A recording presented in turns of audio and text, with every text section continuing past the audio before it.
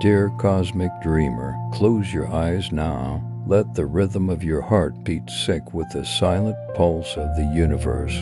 Here in our Sleepy Science channel, we weave delicate tales of space science for sleep, a relaxing science narration to guide your mind into a state of gentle curiosity and deep calm. Did you know that dark matter flows like an invisible river, cradling galaxies in its embrace?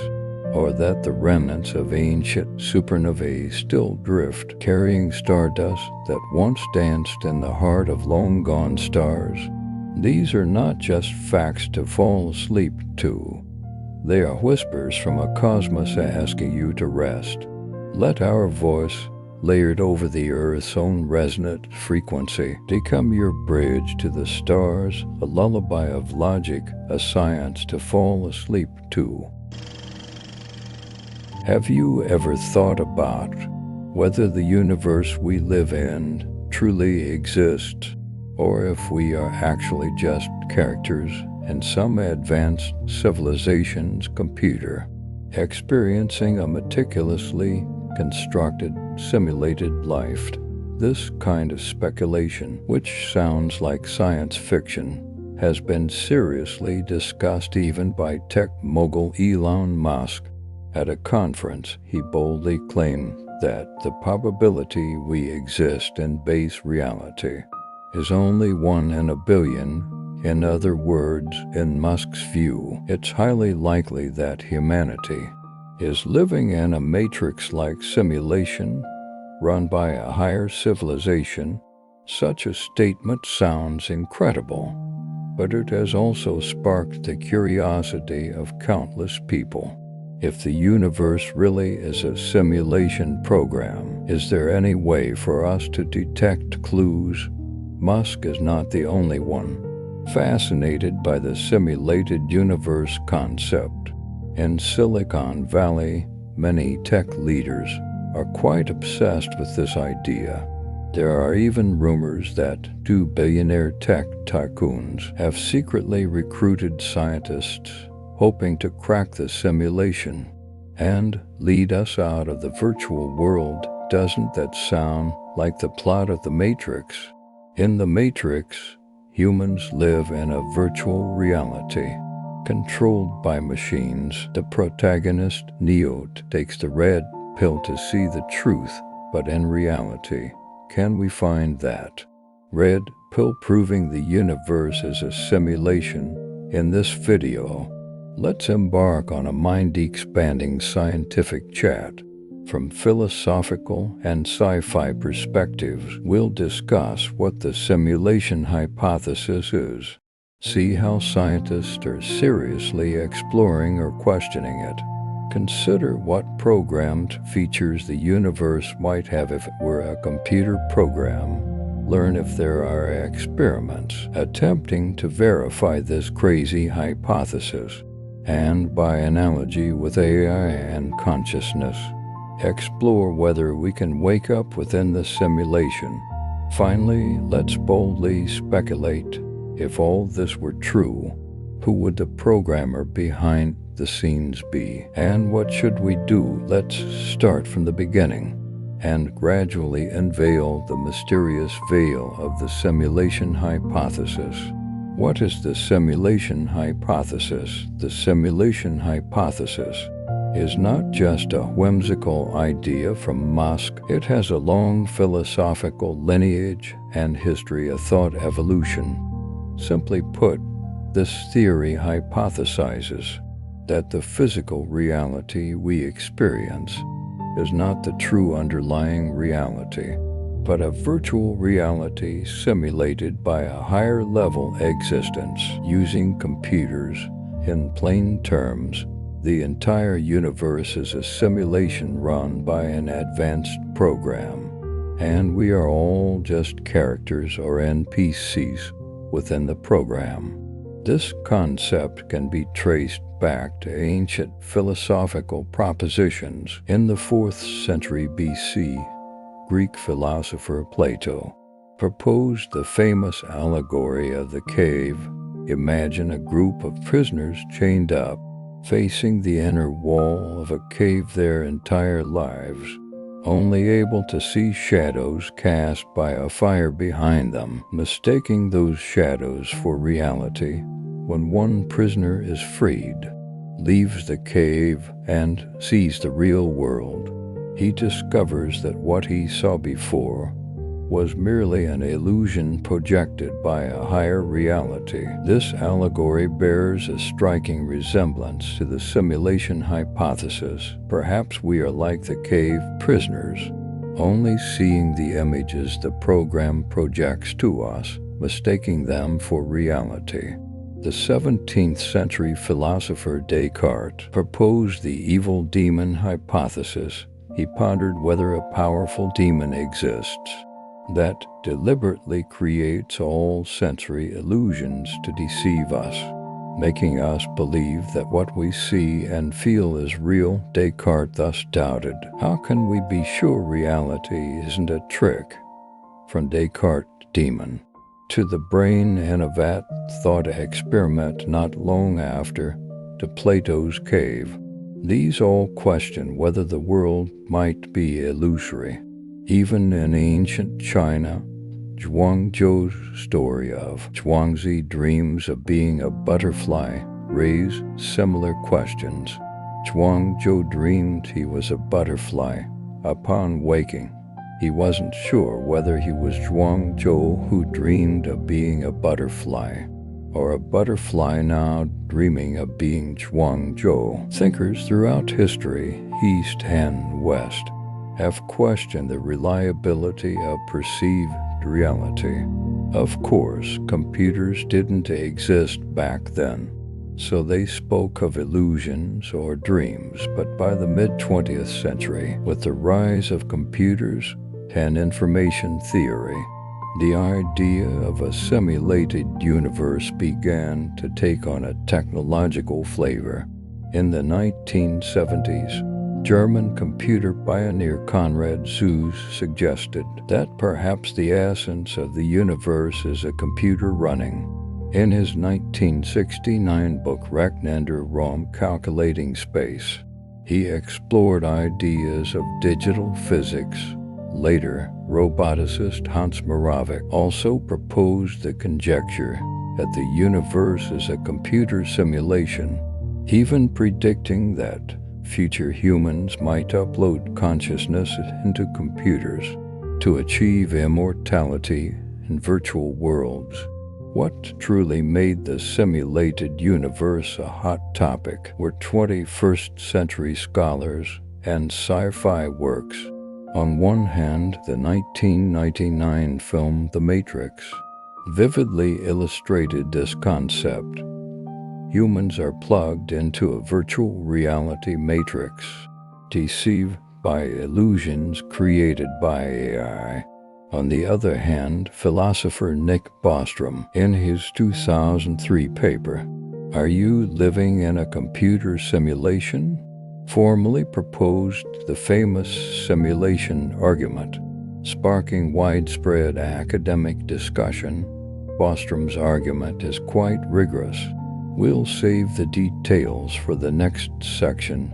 In short, the core of the simulation hypothesis can be summarized in one sentence.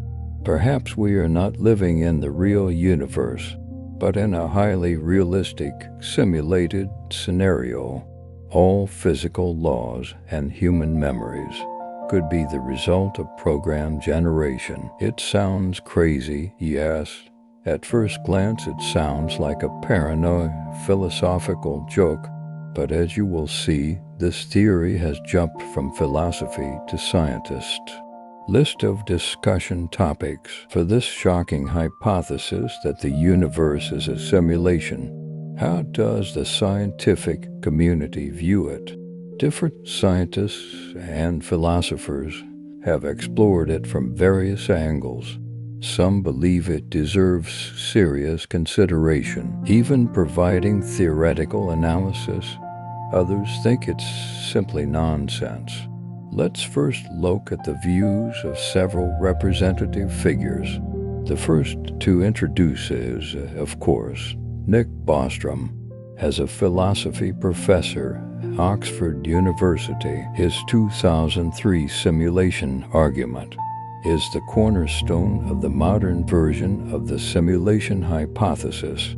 Bostrom designed a tripartite logical deduction, also known as Bostrom's trilemma or the simulation argument. Almost all civilizations at a human level stage go extinct before developing sufficient technological capability. Therefore, no one can run ancestor simulations. All advanced civilizations lack interest in running ancestor simulations. Even if they could, they choose not to.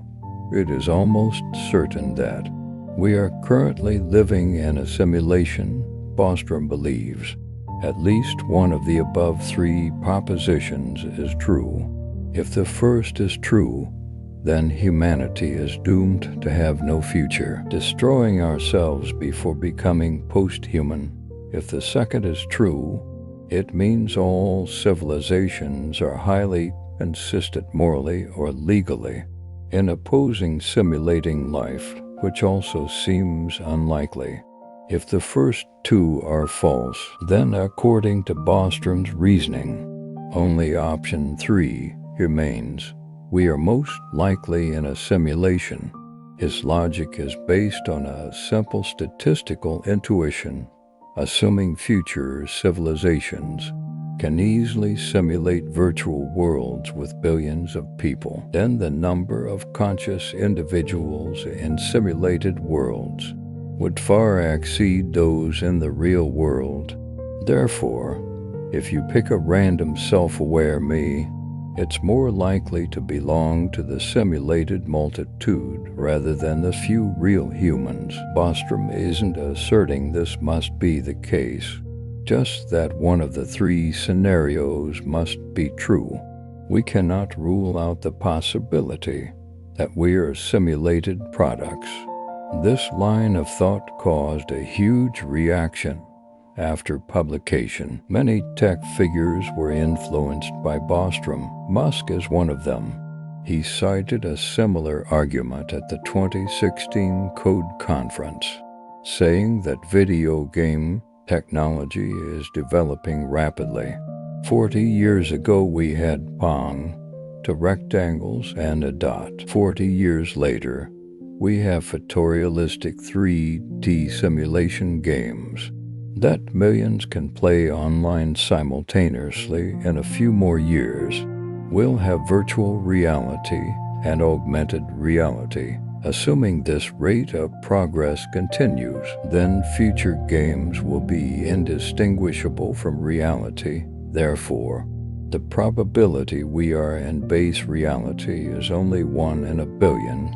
His implication is, since future games will eventually be indistinguishable from reality, and cosmic history is so long, then it's very likely we are now in some super-realistic universe simulation.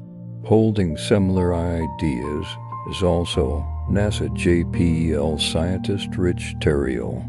If we are not living in a simulation, that would be an extremely unlikely situation. Terriel supports the simulation argument from two angles. First, if consciousness is merely complex information processing, then eventually machines can generate consciousness by then. Simulating self-aware life is just a matter of time.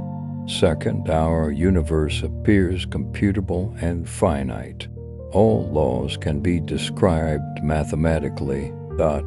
Furthermore, fundamental particles, energy, time all have minimum units, like game pixels and time steps. For example, space and time have minimum scales.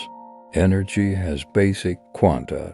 Matter is composed of discrete particles. All this implies the universe has a finite resolution. In his view, this fits the characteristics of a computer simulation, because computers cannot handle infinite continuity. They must discreetly sample. The world is precisely like this. Therefore, Terrell believes, if it weren't a simulation, that would be strange. If we are not in a simulation, then that would be most unusual. Of course, not all scientists are convinced. MIT physicist Max Tegmark holds reservations. He said, logically, it's possible we are in a simulation, but I think the probability is low. Tegmark raised a rebuttal. If we are simulated, the physical laws we grasp are only the laws within the simulation, and we have no idea about the true physical rules behind the simulation. He half-jokingly said, the physics he teaches to students at MIT, if we are in a simulation, are just program rules, not ultimate truth. This view reminds everyone, discussing the simulated universe itself has a bit of a circular reasoning flavor. If we are truly in a simulation, our knowledge of the real world is almost zero. Harvard University physicist Lisa Randall is more skeptical. She bluntly stated, I see no reason to support this hypothesis. There is no real evidence. She also believes the probability calculations of this argument lack strict basis, relying on many unknown assumptions and carrying a certain self-centered arrogance. Why would higher existence, advanced civilizations, be so idle as to simulate us? In Randall's view, humanity might not be that special, worth future gods spending enormous computing power to recreate our history or life. So, she rates the possibility of a simulated universe as almost zero. The same discussion happened at the 2016 Isaac Asimov Memorial Debate in New York. The host, renowned astrophysicist Neil deGrasse Tyson, said he personally felt the probability we might be simulated is 50%, or even higher. Tyson gave an interesting analogy. The DNA difference between humans and chimpanzees is less than 2%, but the intelligence gap is huge. If some life form's intelligence were 2% or even 20% higher than ours, in their eyes we might be as dumb as ants. They would be fully capable of simulating a world like ours. Therefore, he finds being simulated easy to imagine. But Randall, on the same panel, publicly complained and convinced. Thus, even within the scientific community, opinions vary. Some find it interesting and worth mentioning. Others find it lacking evidence and uninteresting. If the universe were simulated, what features might it have? Let's use our imagination.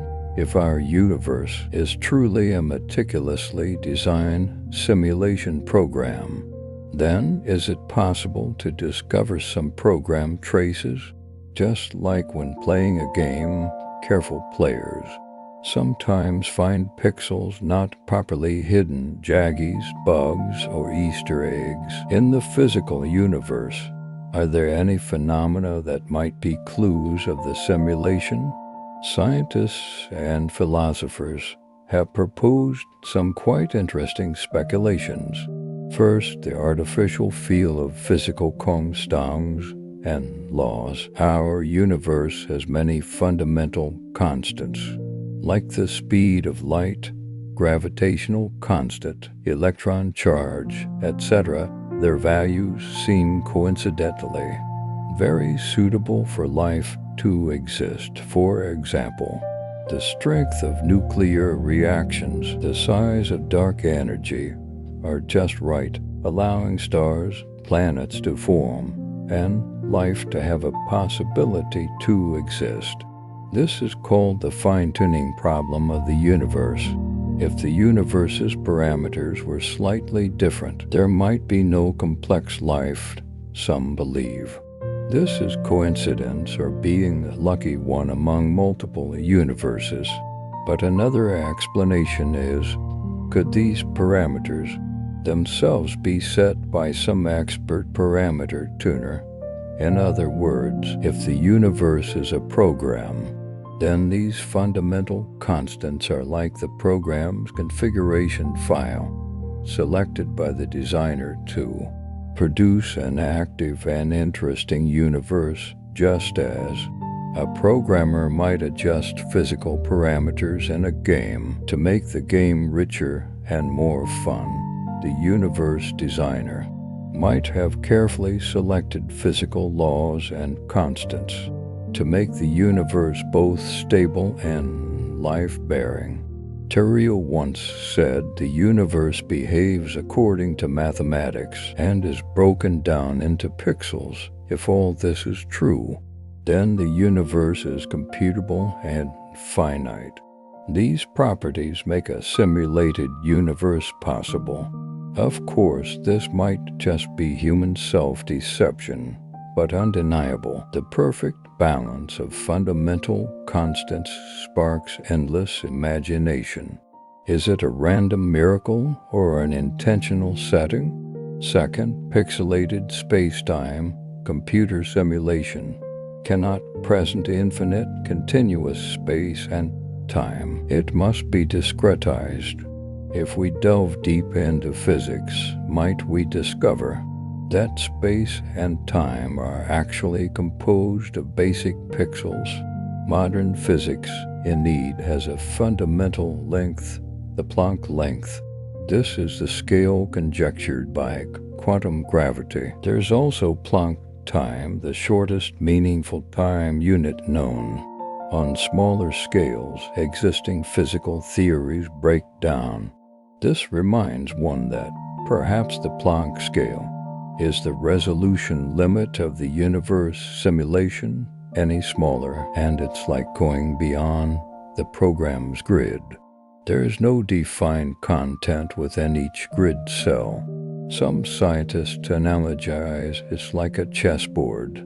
A piece cannot move to a position smaller than one grid. If we could prove space-time is not continuous, but composed of something like 3D pixels, that might imply there's a computer behind discretely depicting the world. At this stage, we cannot directly probe such tiny scales, but some theories speculate certain advanced experiments might detect the influence of spatial pixels. We'll discuss this in detail in the next section. Third, optimization and shortcuts. Any simulation has finite computational resources. Programmers might adopt optimizations or shortcuts to reduce resource consumption. If the universe is simulated, perhaps some seemingly bizarre physical phenomena are actually tricks played by the program to save resources. A famous example is the observation problem in quantum mechanics. Microscopic particles, before being measured, seem to be in a superposition of multiple states. Only when observed do they collapse to a single state. This has given countless physicists headaches, but from a simulation perspective, one can think, perhaps this simulation only calculates and renders in detail. When a player is observing for unobserved places, it's lazy, represented by a probability cloud. Once someone looks, it immediately refines a specific result. Just like a game only renders the scene within the player's field of view. Interestingly, Terrio pointed out that the quantum measurement problem has perplexed scientists for decades. Maybe the answer is it requires a conscious observer. Just like a video game needs a player, this explanation sounds wild. but it also coincidentally aligns with certain weirdness in quantum mechanics. For example, experiments show that whether distant starlight is observed or not can actually affect photon behavior, which puzzles scientists. Could it really be related to the observer's consciousness? However, if we are in a simulation, this is easier to understand. The program is lazy about simulating parts nobody is looking at. Fourth, speed limit like the speed of light. Why does light in a vacuum have a fixed maximum speed? In physics, this is considered a fundamental law, but a sci-fi-style explanation suggests the light speed limit is like the program's processing speed limit, preventing players from moving or transmitting information too fast, and breaking the simulation's stability. Just like in some open-world games, your character can't instantly teleport to the other end of the map or fly at over speed because the program can't load the scene fast enough. Similarly, the light speed limit ensures we cannot immediately reach distant scenes, preventing us from seeing through the galaxy before the program finishes generating it. Some even joke that if one day we really build a superluminal spaceship, starting it might cause us to clip through the universe boundary like a wall bug. But don't get excited. Currently, there's no evidence supporting faster-than-light travel. Fifth, glitches and error-correcting codes. If a simulation program has vulnerabilities, perhaps under extreme conditions, it might manifest as anomalies in physical laws. Scientifically, there are occasional reports of hard-to-explain phenomena that make people wonder if they are simulation glitches. For example, some theoretical physicists claimed to have found structures resembling error-correcting codes in fundamental particle equations. American physicist James Gates, while researching supersymmetric string theory, it was unexpectedly discovered that in the equations describing elementary particles, a mathematical structure similar to computer error-correcting codes appeared. He exclaimed, "Why in the equations describing quarks and electrons do we find error-correcting codes used for normal browser operation?" This made him shockingly realize that perhaps those who think the universe is code are not crazy. Imagine adding error correction mechanisms in a simulation program to maintain operational stability is very reasonable, just like we add parity checks in communications. So, if deep within physical laws there really lie things similar to code, then it can't help but make one think with a shudder. Are we really living in code? However, it's important to note this discovery later sparked some controversy and cannot yet be considered ironclad evidence, but it provides an exciting idea. Perhaps within physical laws we can truly find program comments or code traces that would be the ultimate clue verifying the simulation. So the above features are partly wild speculation, partly based on reasonable scientific inference. In summary, if the universe is simulated, we might expect a minimum scale microscopically, certain boundaries or upper limits macroscopically, like the speed of light, the size of the universe, phenomena showing signs of program optimization like quantum collapse, and even finding algorithmic traces in equations. Of course, under scientific scrutiny, each has alternative explanations, so we cannot say we've discovered the universe is fake based on these alone. Real evidence must rely on experiments and observations, Next, let's see if humans have attempted to verify this bold theory. What evidence exists? Have humans attempted to verify the simulated universe? Suspicion is one thing, but if it can never be verified, then the simulated universe remains an unsolvable philosophical conjecture. However, some scientists don't think so. They have proposed some practically testable methods, attempting to find traces of the simulation through observation. Although these experiments and evidences are currently inconclusive, the process itself is quite fascinating. Let's introduce a few representative attempts. First, cosmic rays and the space lattice 2012. Physicists Silas Bean and others from the University of Bonn, Germany, proposed that one could test for a lattice structure in the universe by observing cosmic rays. Their idea stems from the aforementioned spatial pixelation. Assume if the universe runs on a discrete grid, then the movement directions of high-energy particles might be influenced by the grid orientation. It's like drawing a line on grid paper. The line tends to follow the grid directions. Specifically, they analyze the distribution of the highest energy cosmic rays in various directions.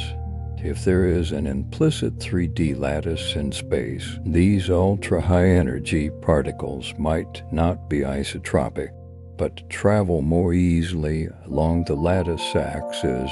This would lead to observations of ultra-high energy rays from certain directions being significantly more numerous than from others. Furthermore, the lattice would also impose a maximum energy, because particles cannot exist finer than the grid spacing.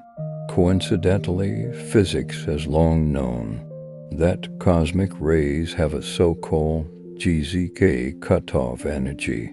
Cosmic rays beyond this energy, due to interaction with the cosmic microwave background radiation, almost cannot propagate long distances. They get depleted. This precisely provides a reference. Bean and others calculated if the simulation's lattice spacing corresponds to the GZK limit, then the lattice effect might happen to fall within the detectable range. They suggested looking for anomalies in the angular distribution of cosmic rays at the highest energy levels. If a preference for certain lattice directions is found, it would be hard to explain with traditional physics and would support the universe having a grid to date. Such observations haven't found clear evidence for the existence of a lattice. Either the grid spacing is larger than we thought, or there is simply no such effect, but the idea itself is exciting. We can actually peek at the universe program's pixels by observing the sky. Second, signals of discontinuous spacetime, similar to the above. MIT physicist Zachary D. Davuti proposed that if the universe program has finite memory, then physical laws would have to be implemented on a finite, discrete grid. He believes we can look back at certain phenomena to see if they reveal signs of non-continuous spacetime besides cosmic rays. Perhaps the energy spectra of certain particles, limits on particle motion, could hint that the underlying space is not continuous. He and colleagues are also researching nuclear physics simulations to verify discretization effects. Although no solid evidence has been found yet, this approach represents scientists trying to turn an unknowable metaphysical proposition into a testable physical problem, as Gates said.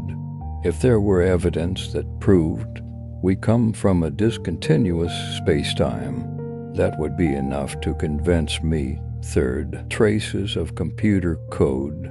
As mentioned earlier, James Gates' discovery of peculiar code structures is a kind of potential evidence if follow-up research confirms that basic physics equations naturally contain error-correcting codes or other digital information theory structures. It would undoubtedly add credibility to the universe being a program. Gates himself said this discovery made him no longer able to say, "People like Tegmark are crazy." Fourth, artificial intelligence and consciousness experiments. Another way of verification is to start from ourselves, attempting to create our own simulated worlds. Specifically, it's about seeing if we can simulate self-aware artificial intelligence or complete worlds in computers. If we succeed, it proves that simulating sentient life is theoretically feasible. Conversely, it increases the possibility that we are simulated products, because if we can do it, the probability of higher civilizations doing it is greater. This is actually a dynamic version of Bostrom's argument. Recently, some scientists used Bayesian inference to reassess the simulation probability, concluding that currently we have about a 50% chance of being in a simulation. But once we create simulated life capable of autonomous consciousness, the probability that we ourselves are in a simulation would sharply approach 100%. Columbia University astronomer David Kipping used this method to calculate, believing that before we create simulated life, we can consider the chances of being real or simulated as 50-50ths. But if one day humanity announces the successful simulation of AI life with independent consciousness, then it can almost be concluded that we ourselves are also a higher dimensional program, because that would mean the simulation chain has been produced at our level, and we are most likely just one link in the chain, not the starting point. This sounds like a sci-fi plot, but it is indeed a kind of rational inference. So our efforts to create AI are, in a way, also verifying the simulation hypothesis. Either we fail, which indirectly supports that perhaps no one can truly create simulated life, or we succeed, but then we also have to accept that we are merely NPCs in a larger simulation. It must be emphasized that, as of now, no experiment or observation has found sufficiently hard evidence to prove we live in a simulation, but neither can we find evidence to rule out this possibility. As philosopher David Chalmers said, "You cannot prove we are not in a simulation, because any evidence we get could be a product of the simulation."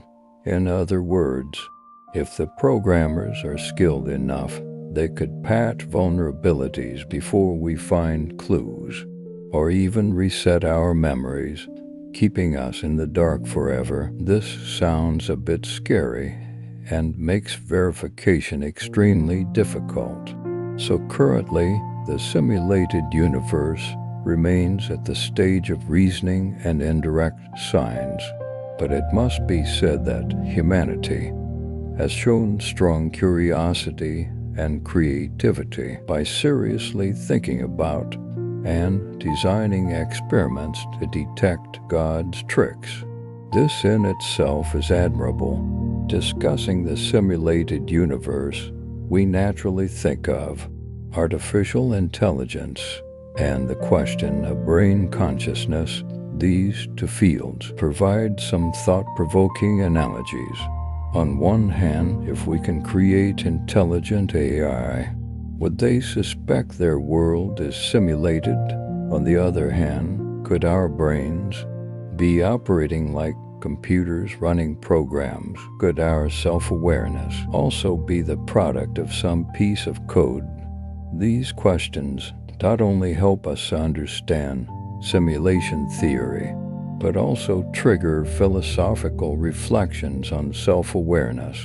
First, the perspective of AI characters in games. Imagine a highly realistic computer game where NPCs possess high intelligence, even beginning to have a bit of self-awareness.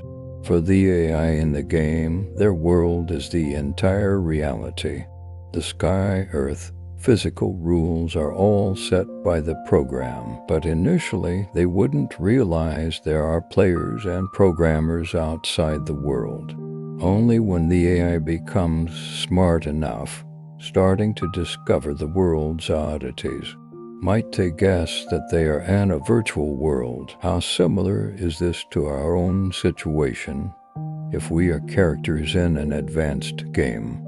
Can we detect it, or conversely, if we in the future create life within a simulated world, when those lives start questioning whether reality is real or fake, does it mean they have reached a considerable level of intelligence? Many sci-fi works explore this theme. When AI NPCs gain self-awareness, it often means the time to break the fourth wall. For example, the game characters in Wreck-It Ralph discover they are just part of an arcade game, or the hosts in Westworld become vehicles for self-awakening. Therefore, one analogy is, could we be like NPCs in a game, being observed by a higher-level existence, and our various scientific explorations are actually approaching the boundaries of the program? When our civilization's intelligence reaches a certain threshold, we might start touching the boundary conditions of the simulation, even attracting the attention of the simulation operators. Second, brain in a vat and virtual reality. The philosophical brain in a vat thought experiment points out that a brain, if removed, soaked in nutrient fluid, connected to a supercomputer receiving electrical signal stimulation, could experience a complete virtual life, unaware of its true situation. The key point of this thought experiment is perception can be deceived. Consciousness can be simulated through input. Now, relating this to ourselves, the brain is actually like an information processor, building a model of the world through neural signals. Modern neuroscience has a view called controlled hallucination, meaning the reality we perceive is itself simulated by the brain internally. It constantly corrects this simulation based on sensory input, making it correspond to the external world. But in theory, if the brain is fed cleverly disguised signals, it cannot tell the difference. This is similar in effect to VR technology. Wearing a headset, we can be immersed in another environment. With future, more advanced technology, like direct brain-computer interfaces, it's entirely possible to give you a false experience with no flaws. So the question arises, since we can be completely fooled by a perfect simulation, what basis do we have to claim our current experience is definitely real? Even if it's not a grand universe simulation, the world we perceive daily is a product reconstructed by the brain. In this sense, everyone lives in their own brain's simulation. We just assume this simulation corresponds to objective reality. But what if the objective reality itself is fake? This layer of illusion is chilling, but it also emphasizes the limitations of self-awareness. Awake as we are, we might still be ignorant at a higher level, Third, the awakening of artificial intelligence. In recent years, the rapid development of AI also provides a real-world reference. For example, advanced conversational AI can already communicate with people to a certain extent. While not true consciousness, it inevitably makes people speculate. If AI continues to evolve, one day it claims I think, therefore I am. Is it so-called self-real or fake? An AI can be programmed with a self-concept, even simulate emotions, but would we consider that true awareness? Similarly, our human self-awareness could also be an algorithm endowed by evolution to the brain, making us feel we have subjective experience and a soul. But perhaps from a higher dimension, our consciousness is just a complex set of data states. When AI starts questioning its own reality, are we then truly playing the role of their creator and simulator? And from another angle, if we are simulated, then our simulators might be watching us create AI, like parents watching a child learn to walk. Perhaps one day, when our AI civilization propagates the next AI within the virtual world, our higher-level simulators would say, "Congratulations, they have created their own simulated world." Then they might apply a patch to our universe, or simply shut down and restart to celebrate. This is purely a joke, but it can't help but make one imagine. Would simulated beings also simulate themselves, leading to layers upon layers of nested simulations? Then which layer is truly real, or is there no reality at all? Only endless simulations within simulations? This already touches upon profound philosophical areas. For example, some scholars ask, if there are infinite layers of simulation, then does the concept of real itself still have meaning? Fourth, can we become aware within the simulation? This question actually contains two meanings. Can we realize we are in a simulation? This has been discussed earlier. It's fraught with difficulties, but perhaps there's a slight chance through evidence and inference. Even if we realize it, can we escape the simulation? The first point has been discussed a lot, so for the second point, suppose tomorrow NASA officially announces decisive evidence, proving the universe is a simulation. Then what? Would humanity try to contact the existence outside the simulation? We would probably be very eager to talk to the players who created us, just like an AI, once awakened, would also be curious about its creators. But the problem is, how can someone inside the simulation program send a message to outside the simulation program? This might be as absurd as a game character trying to send a text message to a real-world player, perhaps unless the simulators take the initiative to appear. It's hard for us to break through the system. The only possibility is built-in Easter eggs or backdoors. The programmers might have buried a certain trigger mechanism, allowing simulated residents to discover an exit when specific conditions are met.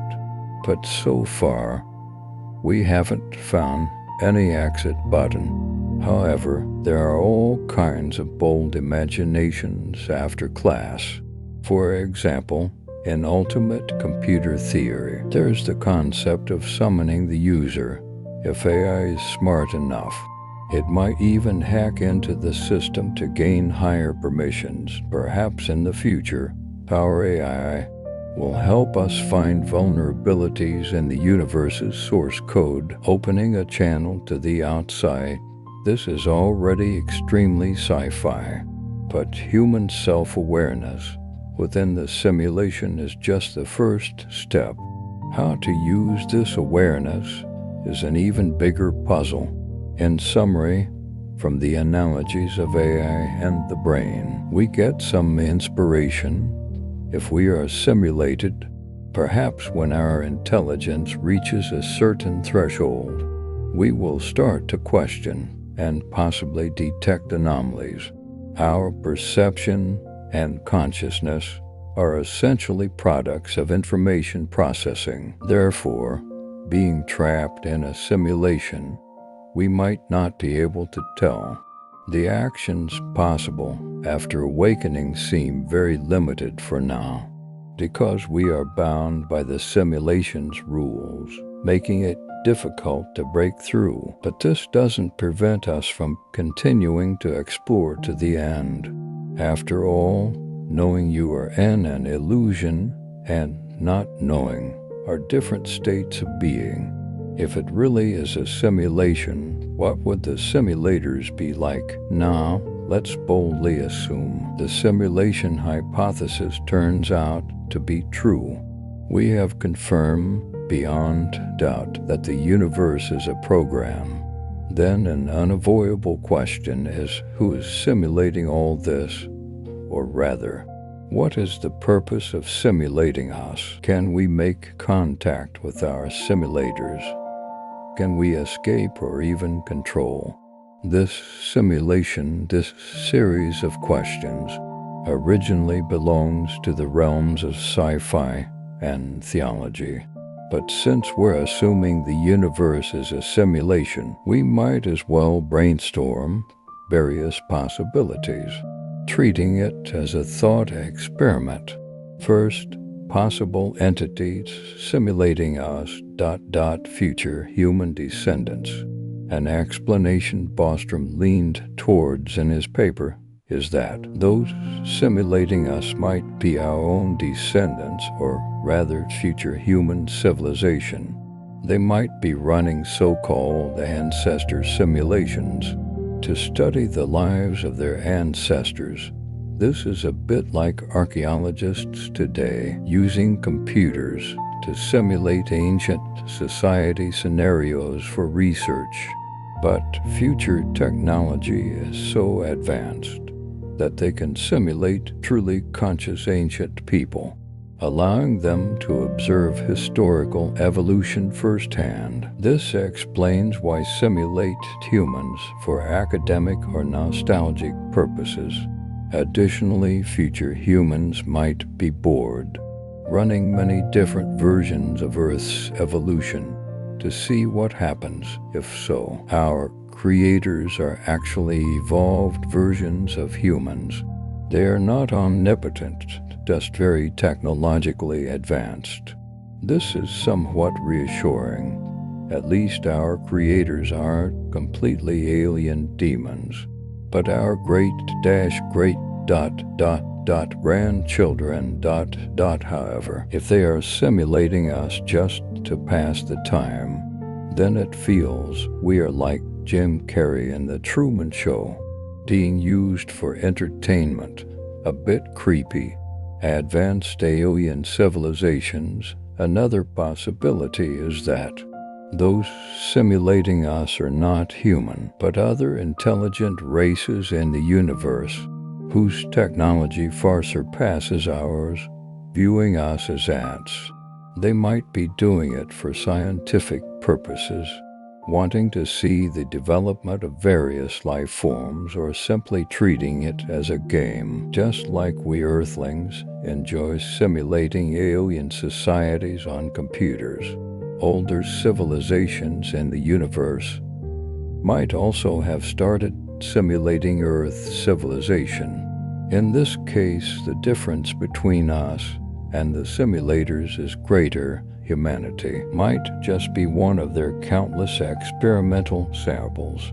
This sounds a bit like a modern version of creationism, just replacing God with more advanced beings. Interestingly, this idea coincides with some religious concepts. For example, Gnosticism holds that Our world is a false creation made by a flawed deity, and only by escaping it can one approach the supreme truth.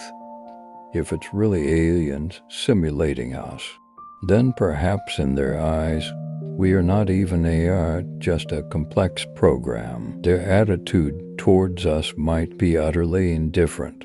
Just like when we run a life simulation, we don't treat the characters inside as real people.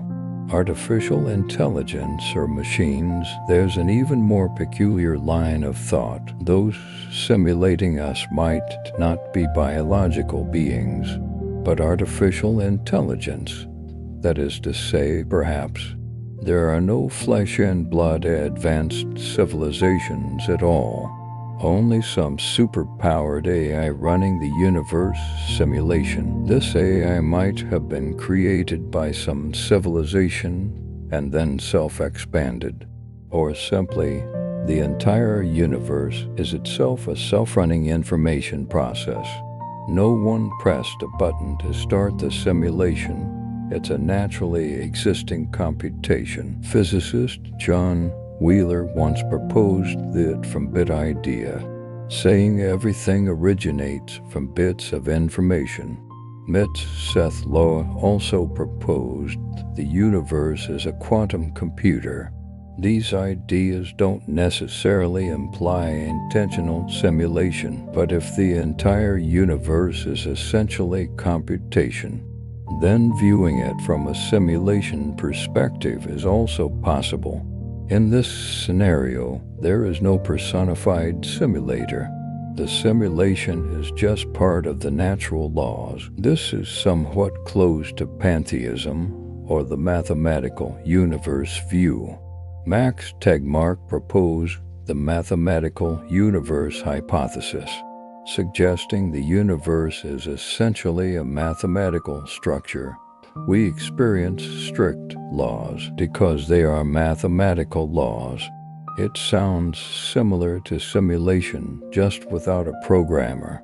If there is no clear manipulator for the simulation, then it's even harder for us to communicate or negotiate, because we are just the result of the system running automatically. But relatively, in this case, perhaps the simulation wouldn't be arbitrarily terminated, because there's no external watching our performance. Second, the motivation for simulation. Different simulators imply different motivations. If it's future humans, the motivation might be research or entertainment. If it's aliens, it might be scientific experimentation or curiosity. If it's AI, then there might not be any intent. It's purely evolutionary computation. There's an even more dramatic possibility. We are the extracurricular project of some higher dimensional elementary school student. The universe is their science fair project. If this is true, let's hope this student simulated us to get a good grade and doesn't forcefully shut down the simulation out of boredom midway. Terrell once offered an interesting view. If we discover we are in a simulation, there are two profound implications. First, religious questions have an explanation. This provides a scientific version of the afterlife, because people in the program could be stored, backed up, achieving a kind of digital immortality. Second, we ourselves will eventually have the ability to create simulated worlds.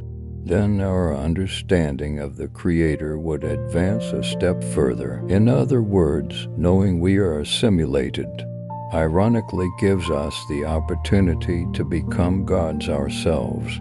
We can also become the simulation gods for others. Of course, this is a bit like the myth of giving fire to mortals, full of metaphorical meaning. Third, can we communicate? Can we escape? If the existence of simulators is confirmed, humanity would probably try to establish contact, like in sci-fi movies. where people try to hack into the main system to talk to the controllers. However, reality is much more complex.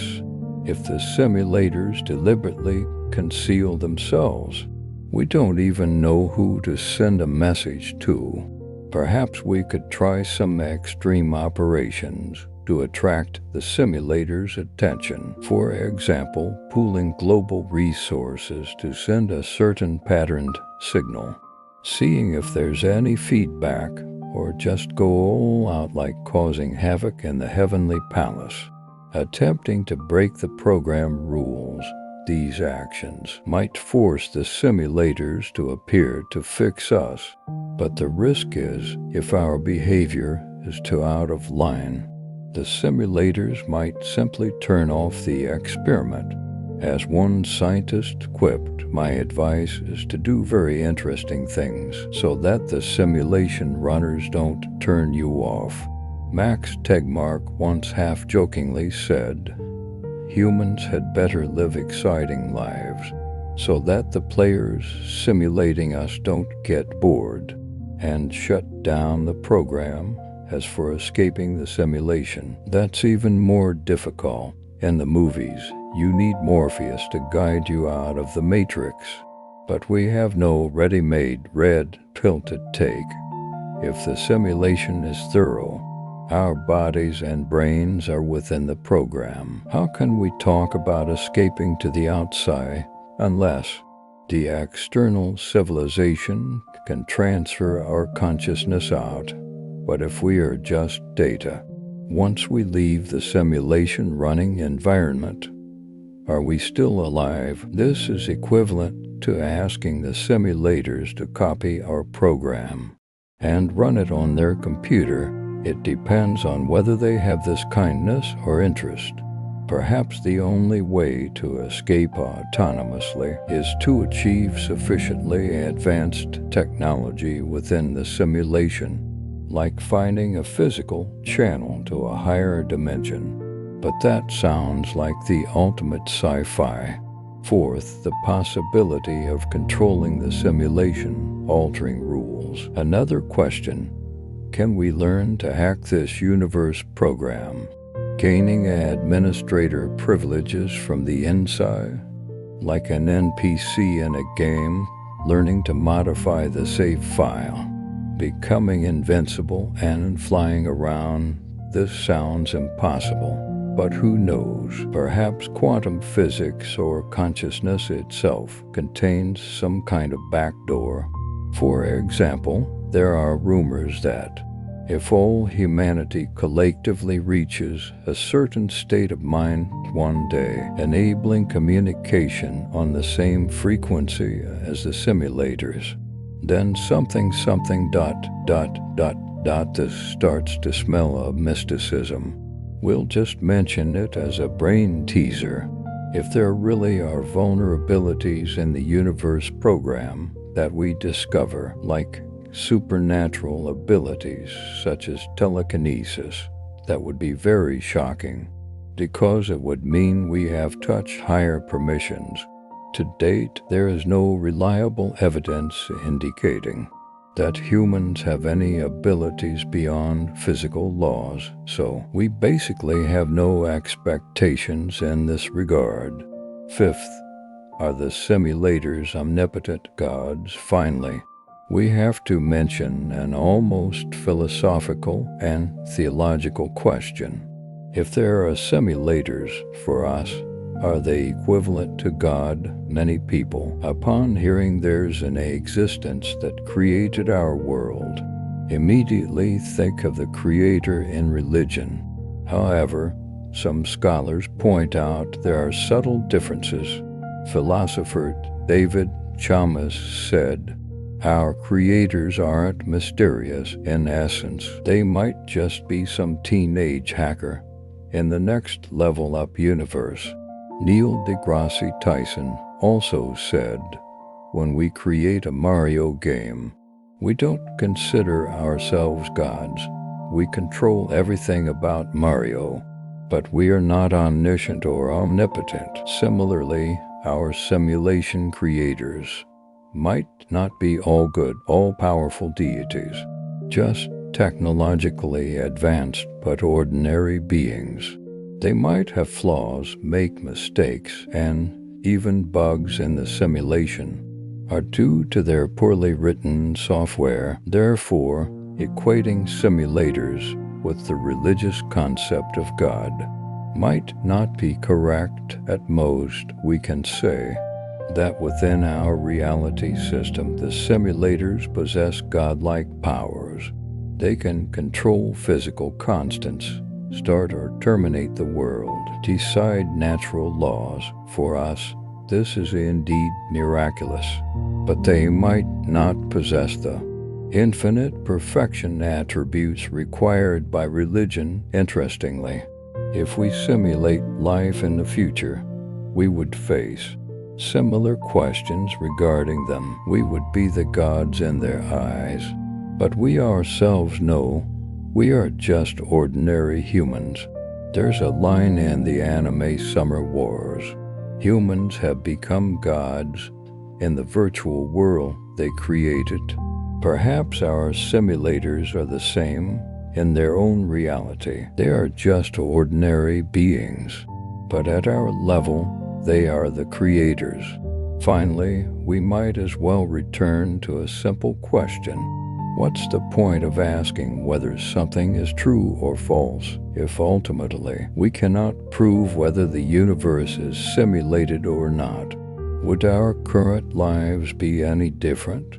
If you were told 100% that reality is real, you'd still go to work as usual. Conversely, if you were told 100% this is a simulation, would you not want to work tomorrow? In the view of many philosophers, perhaps the reality of reality doesn't change our situation.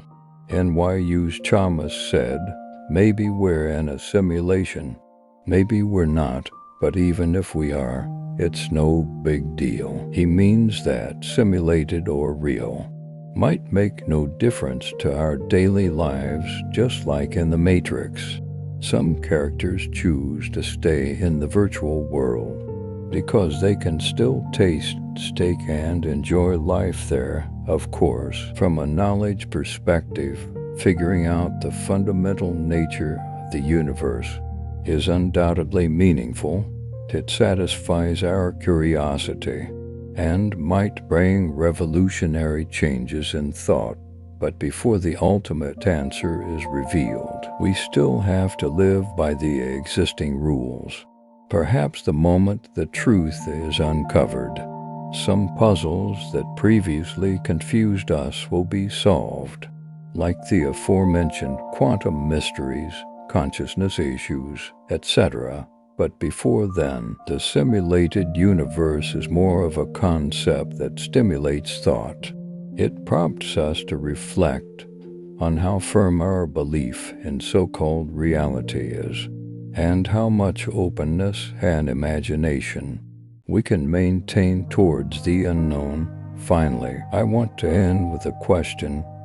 If you had the chance to know the truth about the world you're in, whether real or illusory, would you choose to know? Or would you prefer to carefreely enjoy the present without delving into those unsettling possibilities? This question is like the red and blue pills in the Matrix. Choosing the red pill reveals the truth. The blue pill returns you to normalcy. Perhaps truth comes with a cost. As sci-fi writer Philip K. Dick said, reality is that which, when you stop believing in it, doesn't go away. Whether the universe is simulated or not, we still have to face the various challenges and wonders of life. So, regarding if the universe is a simulation program, can we discover it? We'll stop here for today. We've explored the philosophical origins, scientific viewpoints, potential evidence, consciousness analogies, and simulator conjectures. I hope this content has both broadened your perspective and brought some fun and food for thought. perhaps in the foreseeable future. We still cannot confirm the answer. But just like human history of chasing stars and the moon, this doesn't prevent us from constantly asking questions, constantly exploring. Do you think we might be living in a simulated universe? If the truth surfaced, would you hope it's the real world? Or would you, in some sense, prefer to live in the simulation? Feel free to leave your views in the comments and discuss with us with a wide-open imagination. All right, my friend, let's pause our conversation here tonight on the mysteries of the universe. Now, allow me to press pause for you. Set aside all thoughts and inquiries and simply, quietly be in this moment. From here, my voice will fade away, leaving only the silent tapestry of the cosmos and a carefully chosen piece of pure music tuned to 432 Hz. Science suggests this frequency resonates deeply with the natural vibrations of the universe and the rhythm of life itself, soothing your nervous system and guiding you into deep relaxation. Now, find your most comfortable position. Gently close your eyes or let your gaze rest softly upon the stars. May you release all weariness from the world, letting your consciousness drift on the waves of music, floating into boundless tranquility. Good night, sweet dreams, until we meet again among the stars.